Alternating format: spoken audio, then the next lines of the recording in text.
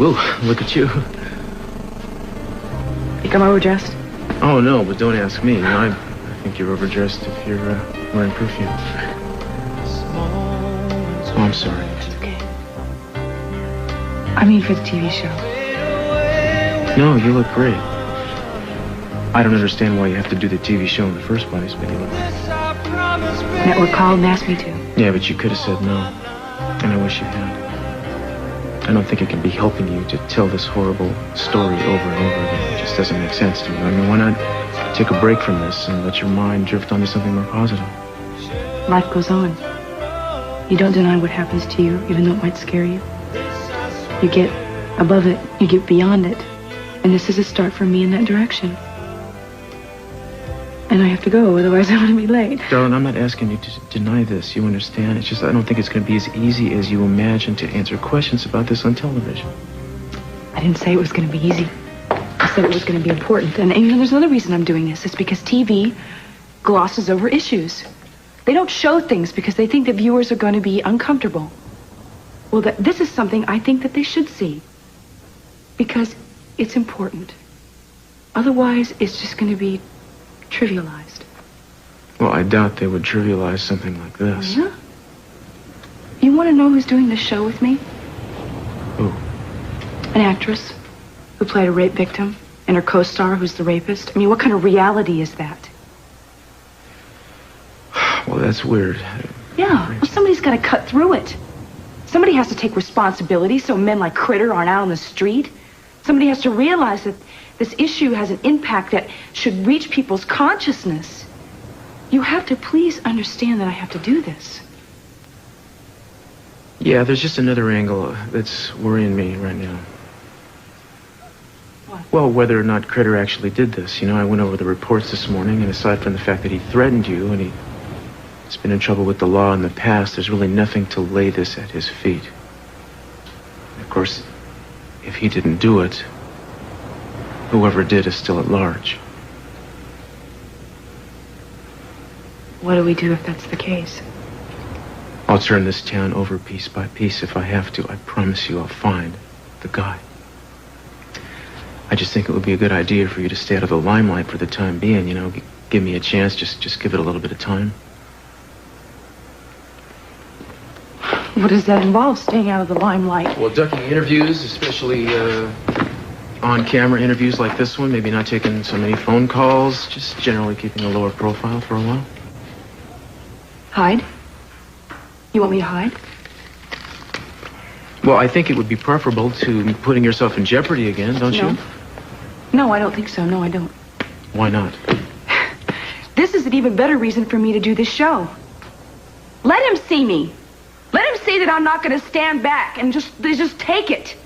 He can't go out there and do this a second time. Okay, I hit the wrong nerve. What, don't you think I'm right? I don't know. I do. I am not about ready to sit by if the man who raped me is out there running around and not do anything about it. I'm going to go and do interviews. I'm going to go into television stations. I'm going to stand on the street corner if I have to. The idea just scares me a little bit. I'm sorry, I don't know why. Well, I'm not afraid. Besides, I have you with me. Bet on that.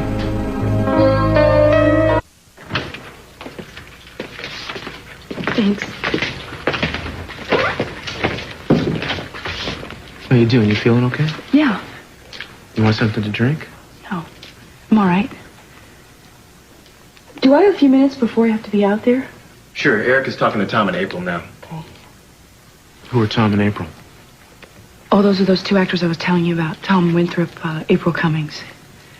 They're known as Lincoln Laurie lovers on General Clinic. Yeah, right. Didn't you say didn't he rape her on that show? Yeah, he did. Guess he overcame it. They fell in love.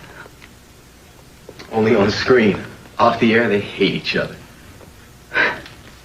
Magic of television, huh? Yeah. You know, this is exactly what I was talking about. I mean, this is how they depict what it's like to really be raped. I mean, what kind of reality is that? Does it make any sense to you? No, that's sick. That's sick. You know, you can still change your mind about doing this. If you're feeling uncomfortable, you could just tell these people to stuff it. You don't need this. Yes, I do. Look, I think I should go out and meet some of these people. Will you stay in here and watch the monitor? Sure. Yeah. Okay. Okay, well, pay attention. I'll ask you questions when I get back. Great. I really wish you would change your mind about this, you know? I'll be all right. Really. Okay.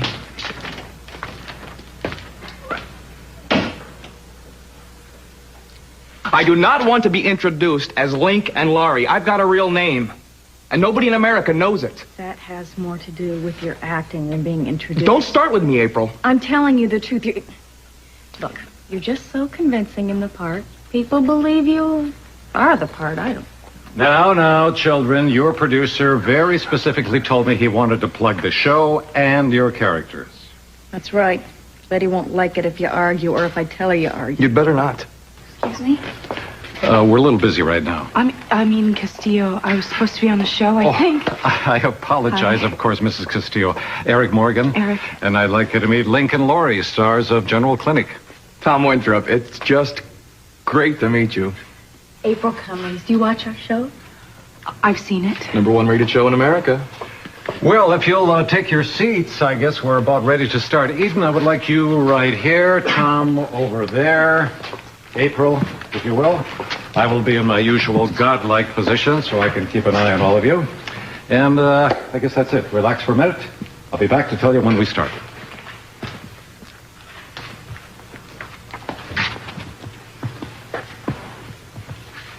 Eric told us about what happened to you. Ooh. Rotten luck. I guess I really hadn't thought of it that way. Thanks. I know exactly what you're going through, Eden. I mean, we've been doing this storyline for 2 weeks, and I had to do mountains of research on rape, to sort of prepare myself for the role. I'm sorry to say, I didn't really get a chance to read about your actual situation, but in a way, we've shared a common event. I think that makes us like sisters, doesn't it? In a broad sense, I guess so. Actually, I was really looking forward to meeting you. I told all my friends you were going to be here today. Oh, really? Why's that? Well, kind of selfish, really, but I was hoping you could give me some pointers on how to make my performance more authentic, You might try giving up cue cards. That ought to help. You're the one that goes up on lines every 10 seconds. Just a retake. Anyway, any pointers, tips? If you want to get together after the show, maybe we can compare notes. Would you like to do that? I mean, if you ever want to come down to the studio one day, watch us work, I can get you on set like that. Would you like to tell me why you refused to see me at my office? I've had to track you all over this damn town. I wasn't about to let my wife come to do this interview by herself. No, what's so important that couldn't wait? Or before your wife goes on national television and says something to implicate our suspect, you better know what the forensics report turned up. What? You found hair strands in your house, and they don't match Critter's.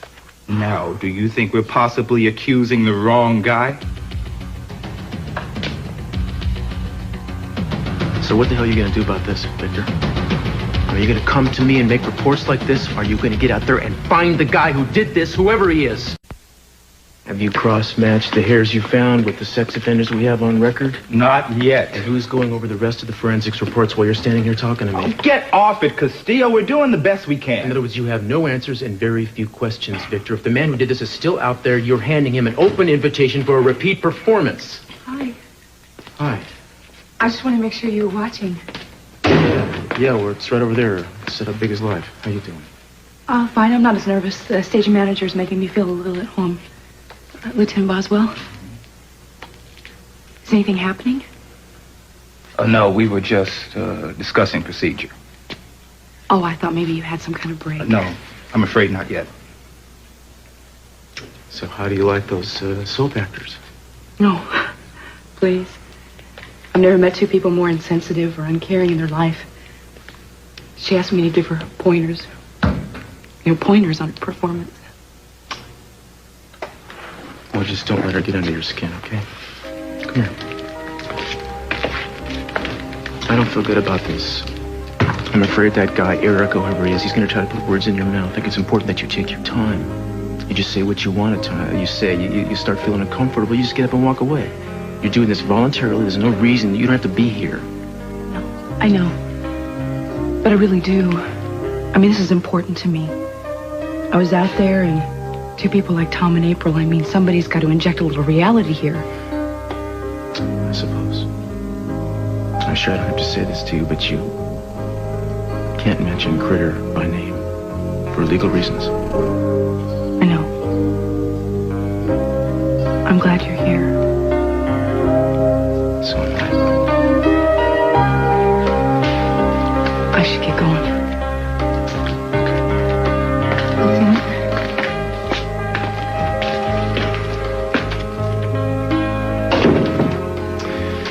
Okay, I'll tell you what. You send the rest of those reports directly to me. I'm going to get on them. I'm going to stay on them until they give up a clue. There's got to be something that was missed. Why don't you stop being a one-man police force? Nothing's been proven here, one way or the other. Right now, the one suspect we have is safely behind bars. Anything beyond that, we take one step at a time. Fine, you can count steps if you want. I'm not going to sit back and wait until another woman is attacked. Now you send me those reports. Eric, I have to be honest with you. I enjoyed the challenge of playing a rapist. Ask any actor, and he'll say he wants to play the villain every time. There's more room to stretch. And, of course, I ended up with the best of both worlds because I not only got to be a bad guy, but I was able to rectify myself later. You mean redeem yourself? Yeah, that too.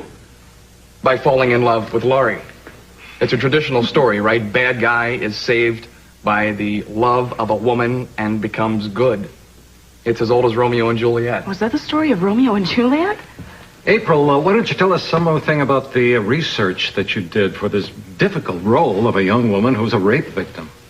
Well, I was very fortunate because our producer, Betty Bounty, brought all the books to me, and all I had to do was read them. It was a lot, though. I mean, there were, textbooks and magazines and interviews, and I was really surprised at, how many women had these horrible stories, to tell. But I think the work paid off because I reached a point where I really felt I understood the true horror of being raped. It was almost as good as going through the experience myself. No, did not say, not good. I'm almost as if, because in our story, our storyline is I'm a very sheltered and protected little girl who's never quite gotten out in the world. Excuse me, can I say something? Of course, Mrs. Castillo. I think I'm really trying to understand what you're saying here. Do you honestly think that you can understand the fear and the ugliness that you go through from reading a magazine article? I mean, do you really think that you really understand what it's really like? I believe I said almost. You go through something terrifying. It changes your life, and you don't think you're ever going to be the same. And I don't think you should make light of it. You don't obviously understand, do you? I mean, you really don't. I mean, people out there, they maybe understand more than you do. What it's like to be physically and mentally abused. Do you know what that's like? A TV character who falls in love with a rapist? I mean, is that what reality is all about? What kind of illusion are you trying to put over on these people, huh? I'm sure women, they just ask to be raped, too. Obviously, you two have no idea what it's like. Well, let me tell you what actually happens when a man rapes you. And not just what goes on mechanically, but what you really think and what you really feel. Maybe it'll give you a different perspective on this. Who's there? I was alone in the house when it happened. I was watching television, and the power went out. And so I went outside, and I looked, and my house was the only one with no power, and I started to get a little scared. So I went for my keys. 1 minute, you're living this normal life. And the next minute, you feel like somebody has torn into you and violated you and hurt you. And that somebody has tried to take away who you really are. And I tried to run for the door. And he was on me. He was wearing a mask, and he was dressed completely in black. He pulled a knife on me. And that's when I knew what he was going to do. And he kept hitting me. And hitting me.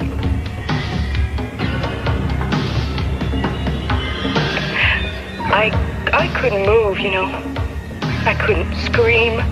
I couldn't breathe. All I could do was sit there and think that it wasn't me. That this really, really wasn't happening to me. But it was happening.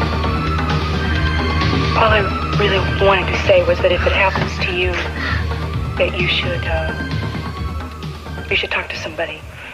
Because there are people who are willing to listen to you. There are people at rape crisis centers. And the longer you wait, the harder it is to call.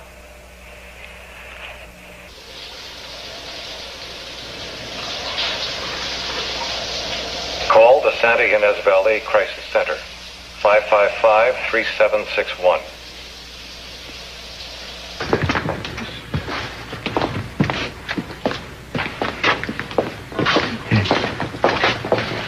Hi. I've never been more proud of you. Got an awful lot of courage, that's all I got to say. I feel a little drained. I bet. I think what you did here today is probably going to help more women than you'll ever know. Can I take you home now? Miss Castillo, excuse me. There's a phone call for you. For me? You don't have to take it. It's a woman. She says she needs Miss Castillo's help. It's about the broadcast. Oh, I guess I should take it. Just a minute. Hello?